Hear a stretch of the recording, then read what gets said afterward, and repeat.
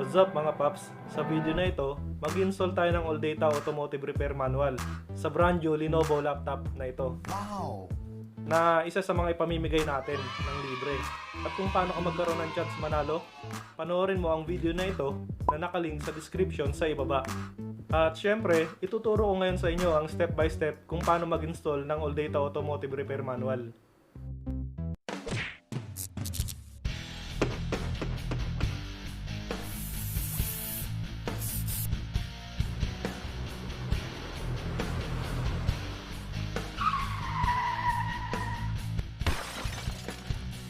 Wow!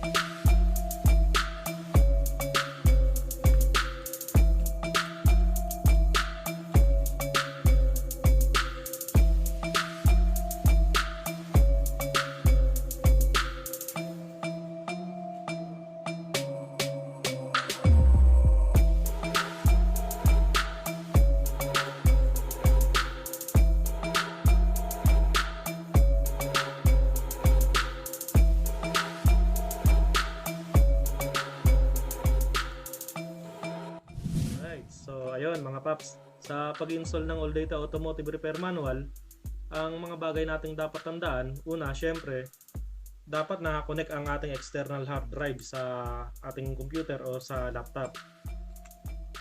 Ang pangalawa, ito, napaka-importante na ito.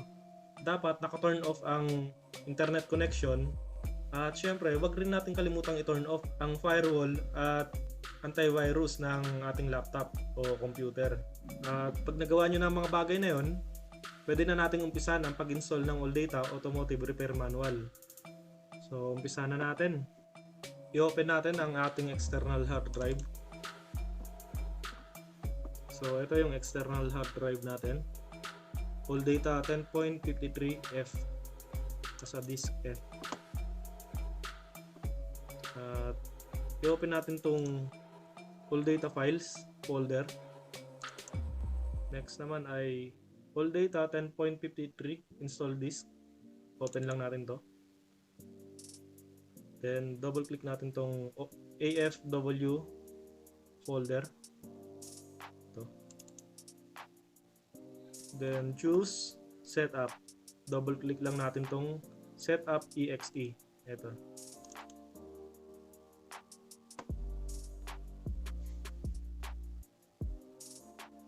After nun, click natin yung next.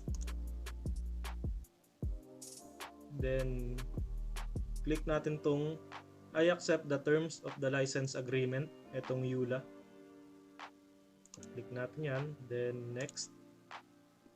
Dito sa company name, phone number, address, bahala na kayo kung anong gusto nyong ilagay dyan. Dahil demo lang ito, lagyan natin siya ng kahit ano. Click nyo na tong next. Next again.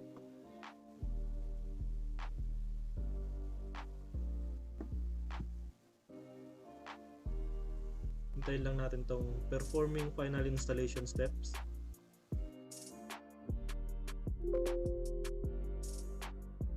Hasp driver installation failure. Click lang natin yung OK. Then magpa-pop up tong warning number 2022.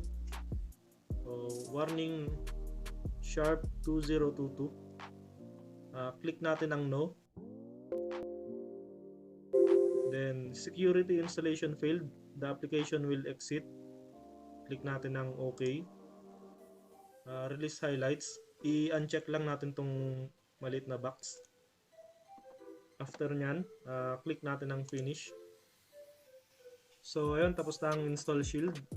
Ang next step natin, i-open natin yung external hard drive. Kung nasaan nandun ang AllData files natin. Open ulit natin AllData files. So ito yung folder na ginawa natin kanina. Install this. Tapos na tayo dyan. Ang next step natin ay i-open natin tong AllData 10.53 crack. Makikita nyo tong AllData 10.52 3Q12. I-open lang natin to. Then Control A, Control C. Then close na natin muna tong window na to. Right click natin tong icon ng AllData sa desktop. Properties. Open file location. Then dito sa bakanting space sa right corner ng ating monitor, right click lang natin. Choose paste or Control V. Dito sa pop-up menu na to, click natin yung replace the file in the destination. So ayun, close na natin muna to. Ang next step natin ay i-double click natin tong AllData icon sa desktop.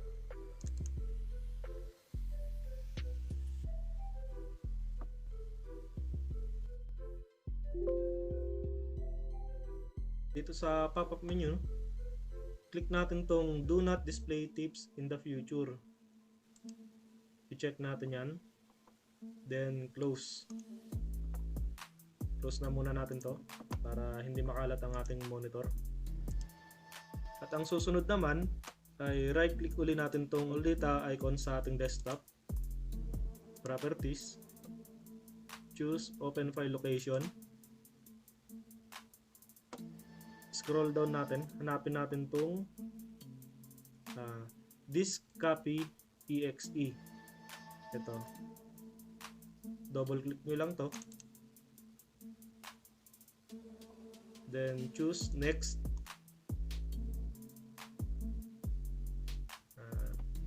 Choose use network data. Click OK. Click natin tong browse for data disk. Click natin ang OK. Then hanapin natin yung external hard drive natin.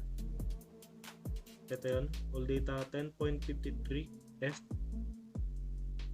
Double click lang natin to. Then double click ang AllData files. Open natin ang AllData 10.53. Choose domestic. Double click lang natin yan. After nun, click natin yung OK. OK uli. Then next. Then finish. Ulitin lang natin yun, no? So double click natin tong disk copy exe. Click next. Use network data. Click OK. Browse for data. OK again. Then find the external hard drive. Ito yun. Open lang natin. Double click AllData files. Open the AllData 10.53 folder. So kanina, ang sinelect natin ay yung domestic. Ang next naman natin ay yung import. Itong import folder. Double click lang natin to. After nun, click natin yung OK. Then, OK ulit. Next. And finish. So, isa pa. Ulitin natin yon.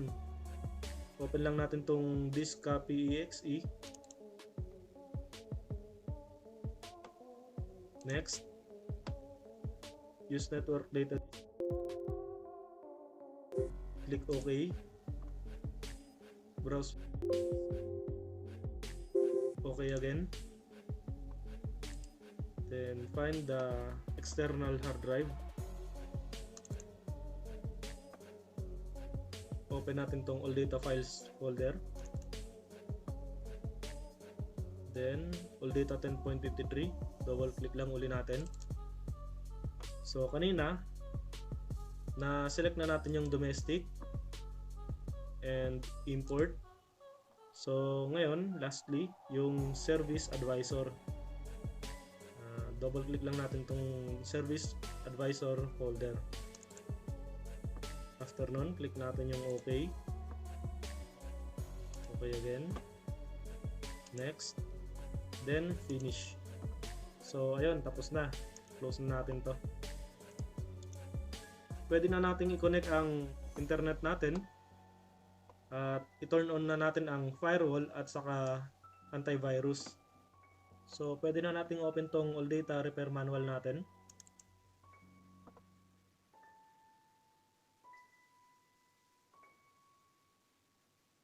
At dito naman tayo magse-select ng ating vehicle sa new car. Click lang natin to. Sa part na to, dito kayo magse-select ng year model. At sa bahagi naman na ito yung make o yung brand. Mag-sample tayo ng Toyota. At dito naman ang variant. So, click natin tong Land Cruiser. At sa baba naman nito ang engine. After natin mag-select ng engine, click lang natin tong OK. Then, proceed tayo sa diagnosis and repair.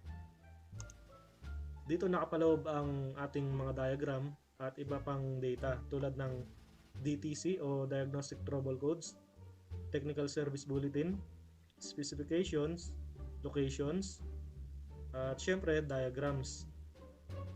Meron din mga procedure dito ng programming at mechanical diagrams o overhauling. So dito muna tayo sa diagrams. Electrical diagrams. Dito nyo lahat makikita yung electrical diagrams ng model na sinelect natin kanina. Tulad ng charging system, heating and air conditioning, keyless entry, at iba pa. So mag-sample tayo ng horn. Lightning and horn. So ito ang electrical diagram ng horn ng ating Land Cruiser. So ayun mga paps, kayo nang bahala mag-explore sa AllData repair manual natin. At sana ay nasundan nyo ang ating instruction. At kung meron kayong hindi naintindihan, mag-iwan lang kayo ng comment dyan sa baba. At sasagutin natin basta merong pagkakataon. At kung bago ka pa lang sa channel na ito, pakipindot naman ang like at subscribe. At huwag rin kalimutan ang notification bell para updated ka sa mga lalabas pa nating video.